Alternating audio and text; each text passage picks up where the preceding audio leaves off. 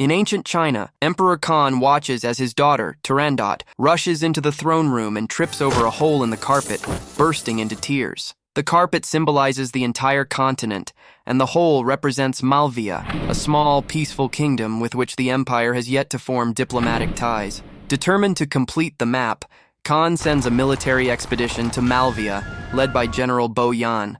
In Malvia, the royal family holds 3 magical bracelets, one each for the king, queen, and prince. These heirlooms carry immense power, but also a dark curse if worn together. No one is supposed to wear all 3 at once, as it grants great strength but dooms the wearer. Prince Kalaf is currently training in swordsmanship under the watchful eye of Master Zhou Da, and the young prince is quickly mastering the Chinese fighting style. Their peace is abruptly shattered when Bo Yan's army attacks, launching flaming arrows and storming the castle. Malvia's soldiers put up a brave fight, but they're outnumbered and overpowered. Bo Yan's forces defeat them easily, showing no mercy to those who resist. After the massacre, Bo Yan discovers the royal family's bodies and collects the 3 enchanted bracelets to bring back to Emperor Khan. On Turandot's birthday, she opens gift after gift until she comes across the box containing the bracelets. She slips on 2 and offers the 3rd to her father, but instead, he places it on her other arm. Instantly, the curse activates. The bracelets shift and tighten, causing her excruciating pain. No matter what she does, Turandot can't take them off. Soon, her world turns colorless. When Khan tries to cut them off with a knife, she sees his face as a skull and faints from fear.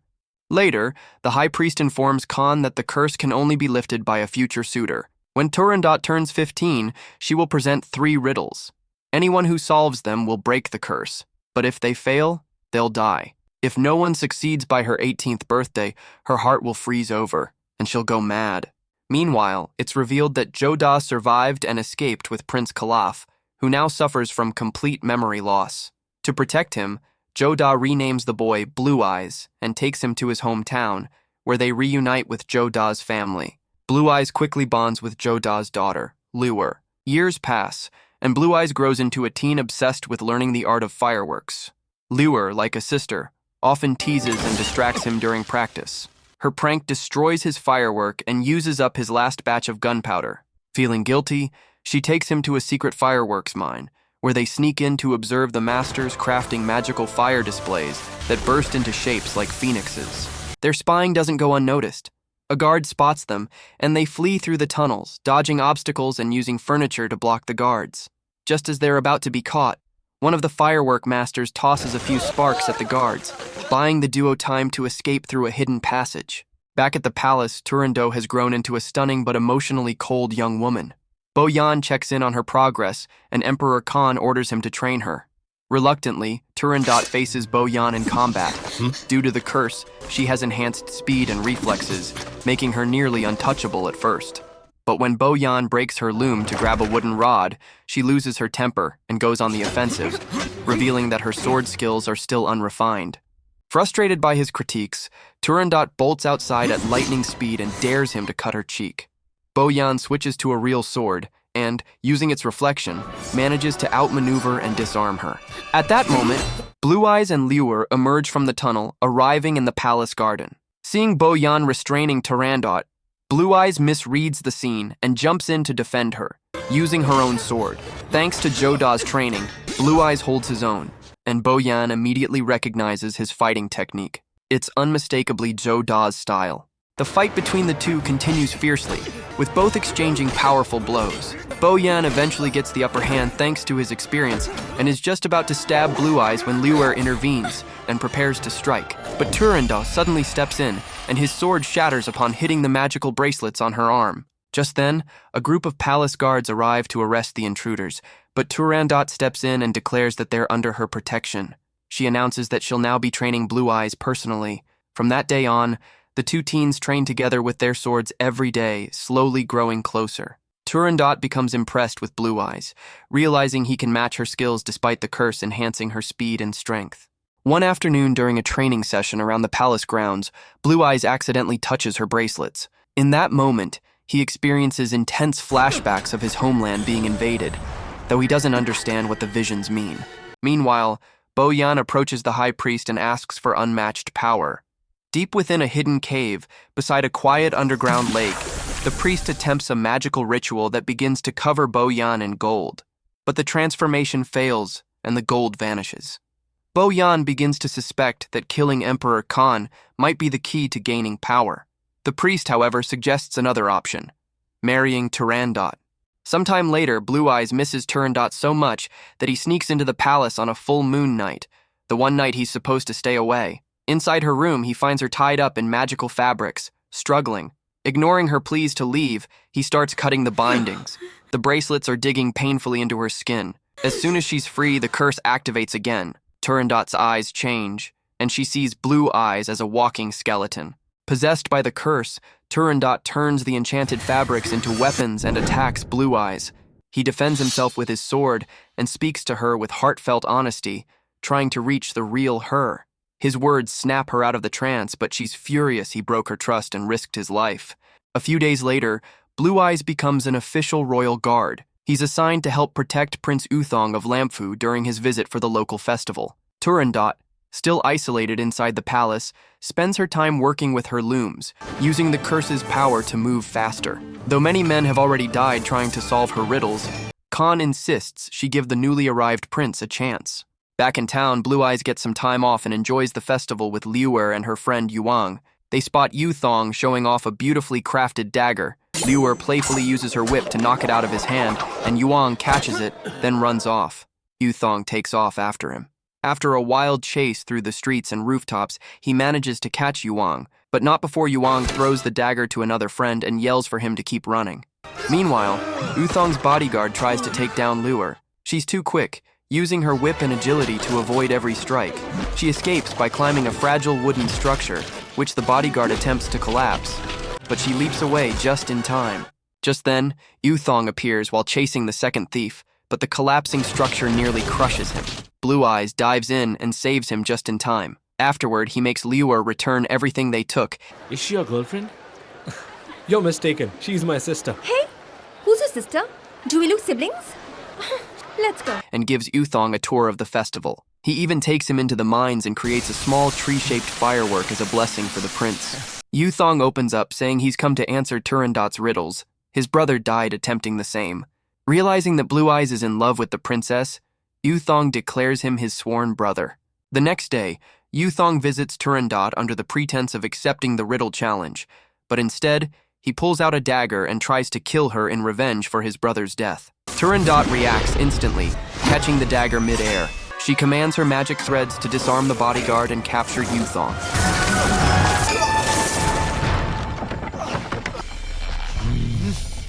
She reminds him that his brother accepted the deadly challenge of his own free will. Later at a public ceremony, Emperor Khan announces that Uthong will be forgiven, but only if he can correctly answer the 3 riddles. Blue Eyes, now on duty as a guard, watches the sunlight reflect off Turandot's bracelets, triggering another flashback filled with scenes of war, blood, fire, and chaos. Desperate for answers, Blue Eyes steps forward and asks to take Uthong's place and face the riddles himself.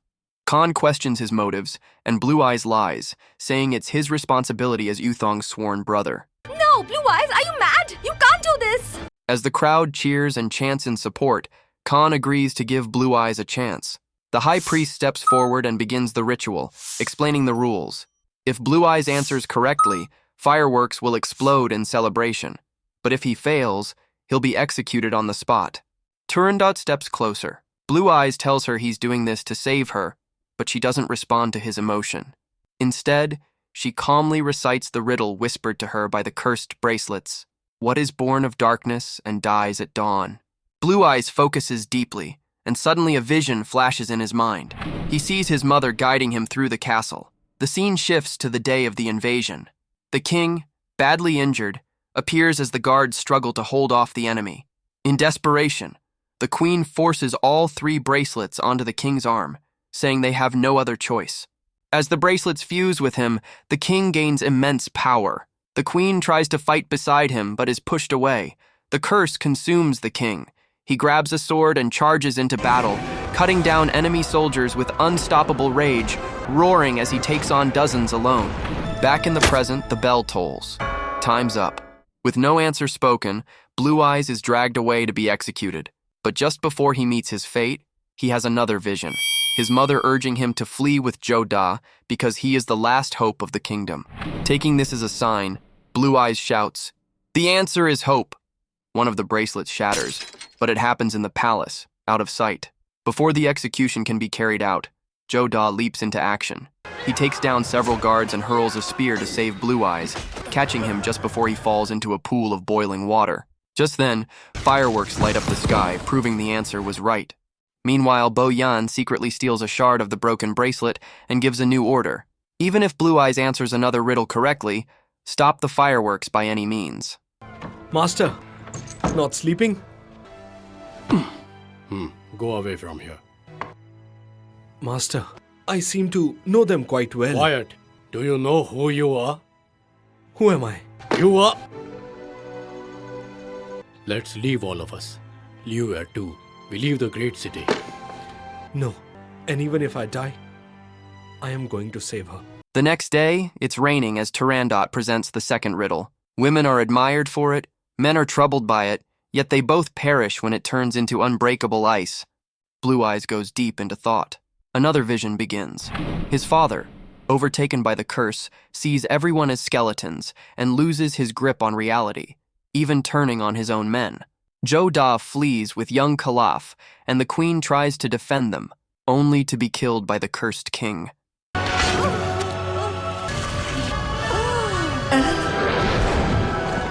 It's me. The clock runs out again, and Blue Eyes still hasn't answered. He's tied to a post and sentenced to the brutal death of 1,000 cuts. As the execution begins, pain overtakes him, and it triggers one final vision. The king, horrified by what he's done to the queen, breaks down in grief and smashes his sword before taking his own life. Snapping back to the present, Blue Eyes shouts, "The answer is blood!" Another bracelet instantly breaks in the palace. A servant tries to launch a firework using a flaming arrow, but the rain douses it in a puddle. To make matters worse, Bo Yan's soldiers arrive and block any more attempts. A chaotic battle breaks out at the palace. Back at the ceremony, it's announced that Blue Eyes will be executed. Joe-Da suddenly shouts that the fireworks were likely blocked by the rain. Bo Yan challenges him and reveals that the two are actually brothers. While Joe-Da faces off against Bo Yan using expert sword moves, Yu Thong, his bodyguard, Liu and her friends fight the guards to give Joe-Da the upper hand. Liu tries to reach Blue Eyes, but she's overwhelmed and shoved off the platform. Seeing this, Joe-Da abandons his fight with Bo Yan and joins the others battling to protect Blue Eyes. But before they can succeed, Liu is captured, and everyone is forced to surrender. Inside the palace, Turandot uses her powers to destroy the remaining soldiers and save the servants. She finds the lost arrow just in time. Back at the ceremony, Blue Eyes provokes Bo Yan, who hurls his sword in anger, but it's stopped mid-air by magic. Turandot descends from the sky and declares that Blue Eyes gave the correct answer. He is immediately set free. That night, Blue Eyes tells Joe-Da that he's finally regained all of his memories. With that clarity, he agrees to leave the empire that destroyed his homeland. The following day, Blue Eyes and Liu are mounted and ready to ride, but Joe-Da is nowhere to be found. Suddenly, they're ambushed by Bo Yan's men, who launch into a high-speed chase across the open field. Blue Eyes finally decides to turn and fight, but just as the battle begins, Turandot appears, swiftly disarming the soldiers and frightening them off with her strength. As Blue Eyes tries to flee, Turandot blocks his path, causing him to fall from his horse. Her attendants capture Liu and surround Blue Eyes, striking him a few times as a warning. When Turandot demands an explanation, Blue Eyes confesses that he regrets ever agreeing to the riddle challenge, then boldly challenges her to a duel. The fight is quick. In just a few strikes, Turandot gains the upper hand and begins to recite the final riddle. It can give you freedom just as it can enslave you. You light the ice, and all you get is more cold. Blue Eyes breaks free from her grip and begins to walk away. Turandot pleads for him to help her, but he refuses. As he steps forward, her sword accidentally plunges into his chest. He softly whispers her name before collapsing. Suddenly, a sharp pain hits Turandot's arm, and then, shockingly, the final bracelet shatters. Turandot passes out as well. Her attendants rush to her side. When she wakes up, color returns to her skin and her vision. For the first time, she sees the vibrant beauty of the world around her. Sometime later, the royal medic tends to Blue Eyes and explains to Khan that he survived only because his organs are positioned differently, a rare condition. Turandot visits him and announces that their wedding is scheduled for the next day, but Blue Eyes refuses. He tells her she needs to find out who he truly is, otherwise he won't marry her. Khan sends scouts to investigate Blue Eyes' true identity. Meanwhile, Bo Yan gathers fragments from each of the broken bracelets and gives them to the high priest, who tosses them into the hidden lake to perform a dark ritual. As Bo Yan steps into the water, dark magic takes hold of him, filling his body with overwhelming power. Afterward, he tests his strength by stabbing himself, and all his wounds heal instantly. He then turns on the high priest and kills him for knowing too much. That evening, Blue Eyes drinks alone at a restaurant, conflicted because he's in love with the daughter of the man who destroyed his homeland. Liuer overhears him and rushes off to tell Turandot the truth.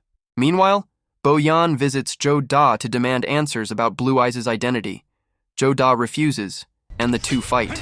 But no matter how many times Zhou Da injures him, Bo Yan's body heals itself. Realizing he can't win, Zhou Da escapes through a window. At the same time, the dying high priest makes it to the mines to plead for help.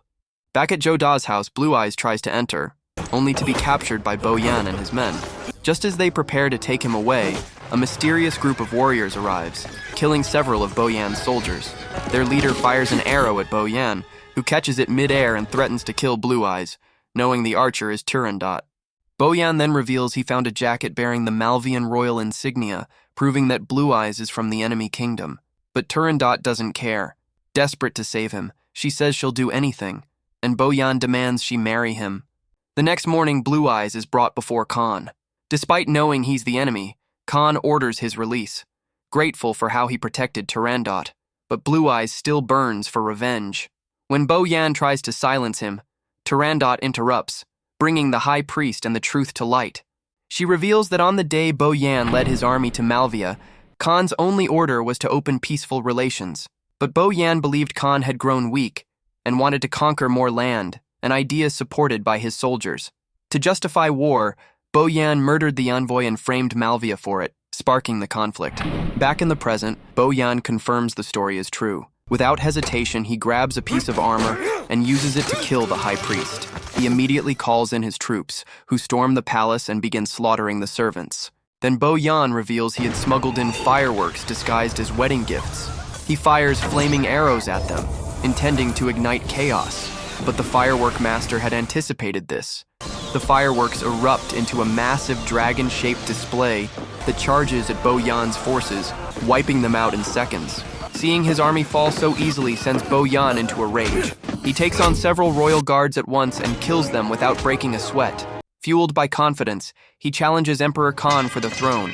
Khan accepts, believing he can win using a sacred sword forged from a meteorite. But as he strikes, he's stunned to see the blade crack bit by bit. Bo Yan, unfazed, knocks Khan back with ease.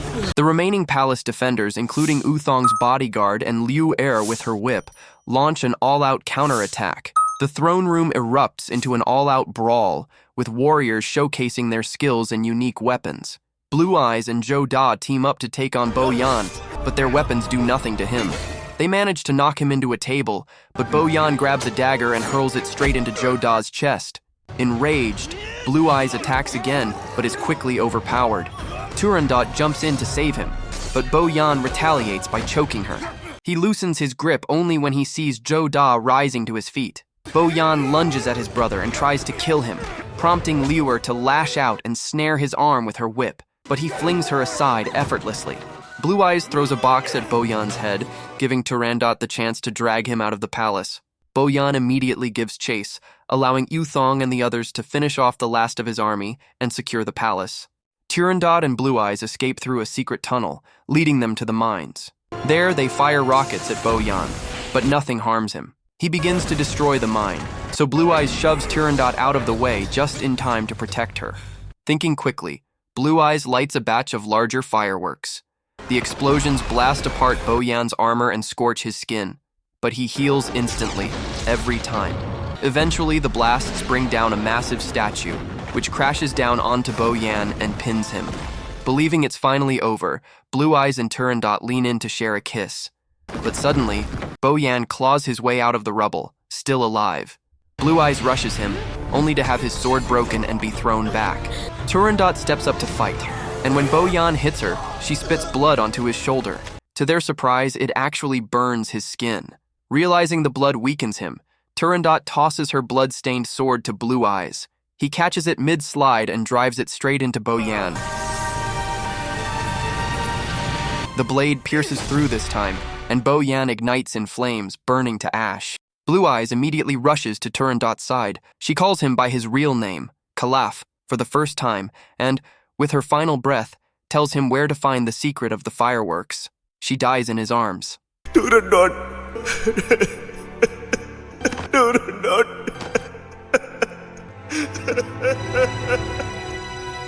The next day, Kalaf begins his journey back to Malvia.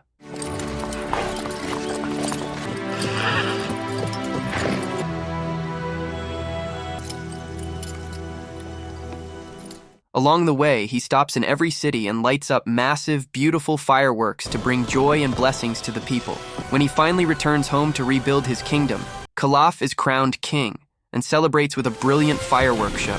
As he looks to his side, he sees the spirit of Turandot smiling. She lights one final firework, then gently fades away. Subscribe for more videos like this, turn on notifications, and leave a like to support the channel. Thank you for watching.